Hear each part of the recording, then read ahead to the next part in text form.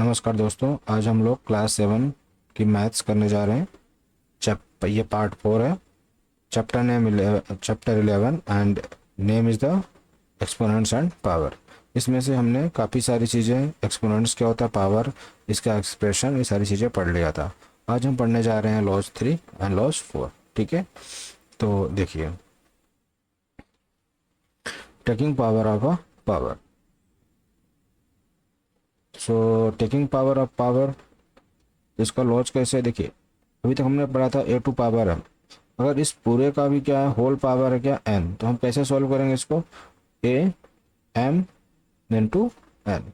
इस तरह से हम इसको क्या कर लेंगे, सॉल्व कर लेंगे। तो अब देखते हैं हमारा जो एग्जाम्पल फर्स्ट है।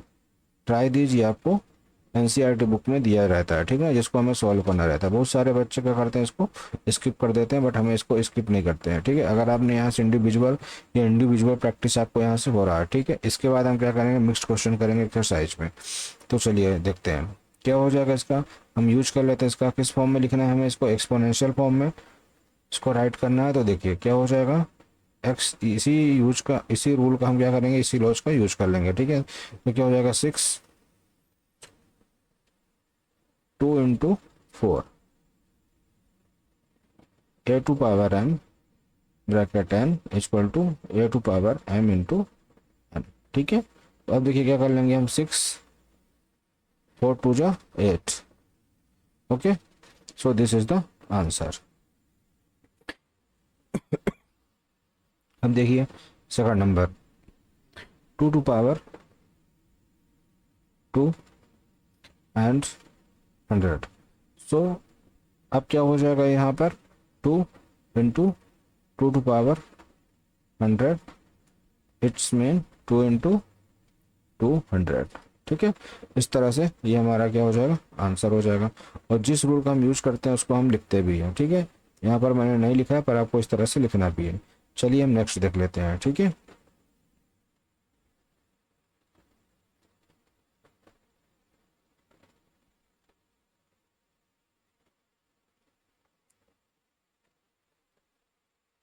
और देखिए question number third, 7 to power 50 and whole power 2। We can write this by using this law. Okay, by using this law, 7 50 into 2 है ना, since a to power m whole bracket n equal to a to power m into n. फिर क्या हो जाएगा आपका यहाँ पे, 7 50 into 2 क्या हो जाएगा आपका 100। Okay, and this is the answer. Now question number fourth, what is here, 5 to power 3 and whole power 7। Okay, तो यहाँ से क्या हो जाएगा आपका, 5 3 इंटू 7। दिस मीन्स क्या हो जाएगा यहाँ पर, since a to power m whole power n equal to a to power m into n. Okay, तो यहाँ से हो जाएगा आपका 521। This is the your answer. ठीक है, तो इस तरह से हमें क्वेश्चंस को अटेम्प्ट करना था। अब हम देख लेते हैं नेक्स्ट लॉ। ओके, अच्छा, ये इस क्वेश्चन को सबसे पहले हम एक बार सॉल्व करते हैं। ठीक है, सॉल्यूशन देखिए, can you tell which one is the greater. तो 5 टू पावर 2 एंड 3 और देखिए, ठीक है, अब इसको हम समझते हैं, इसको सॉल्व कैसे करेंगे। 5 to power whole power 2 whole power 3। देखिए इसको कैसे सॉल्व करेंगे, 5 टू पावर 2 क्या होता है, देखिए ये पावर नहीं है, ये बेस है, तो इसको पहले हम सॉल्व कर लेते थे। This is the 25 and this is the 3। Okay, और ये क्या हो जाएगा आपका, 5 टू पावर 6, इसकी वैल्यू आएगी आपकी क्या, 75। और यहाँ पर क्या हो जाएगा आपका, 5 to power 6, it means 5 to power 6, 5 into 5, 5 into 5 into 5, 5 into 5। ठीक है, तो यहाँ तक आपका क्या आ जाएगा, 625। ठीक है, 625 and now multiply the 25। Okay,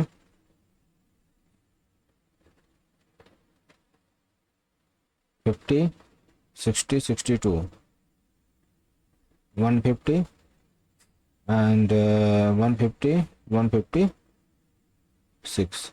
So this is the 156 to 5. So this is the greater. Okay, so we can say that 5 to power 2 whole to power 3 is the greater. So next law, taking, I think we have done this. Okay, so now this is the, okay, multiplying power with the same exponent. Okay, earlier we have discussed a to power m into b to power m and a to power n equal to a to power m plus 1. अब देखिए यहाँ पर क्या था, पहले हमने जब पढ़ा था तब क्या था, बेस सेम था. ठीक है, अभी क्या सेम है, पावर सेम है. ठीक है, so multiplying power with same exponent है ना. जब आपका एक्सपोनेंट क्या है, सेम है. तो देखिए अब हम देख लेते हैं, इस चीज़ को हम समझते हैं. ठीक है, इसका यूज हम कैसे करेंगे. ठीक है, तो a to power m into b to power m, that means a into b and whole power m. अगर आपका क्या है, एक्सपोनेंट सेम है, पावर सेम है, तो इसको हम कॉमन ले लेंगे और क्या करेंगे, a और b का क्या करेंगे, मल्टीप्लाई कर देंगे. यहाँ प्लस नहीं करेंगे, क्या करेंगे, मल्टीप्लाई कर देंगे. ठीक है, तो इस चीज़ को अब हम अप्लाई कैसे करेंगे वो चीज़ हम देखते हैं. ट्राई दीजिए, हमें इतने सारे क्वेश्चन दिए गए हैं, इनमें हम इसको अप्लाई करते हैं. तो क्वेश्चन नंबर फर्स्ट क्या लिखा हुआ है, 4 to power 3 into 2 to power 3. जैसे ही हमने इस फॉर्मूले को अप्लाई किया यहाँ पर, तो क्या हो जाएगा, अभी हम अप्लाई कर सकते हैं. कैसे कर सकते हैं, देखिए बेस सेम है, सॉरी एक्सपोनेंट सेम है, तो क्या हो जाएगा आपका 3, और क्या कर देंगे यहाँ पे हम 4 इंटू 2. दैट मीन्स क्या हो जाएगा आपका ये a to power 3. Okay, put in into another form. Okay, तो इस तरह से ये हो जाएगा, हमारा आंसर हो जाएगा. ठीक है, सेकंड नंबर देख लेते हैं हम, 2 to power 5 into b to power 5. अभी यहाँ पर फिर से देखिए पावर सेम है, एक्सपोनेंट क्या है, सेम है, तो यहाँ पे हम क्या कर लेंगे, a into b. Okay, so 2 into 5 and whole power 5.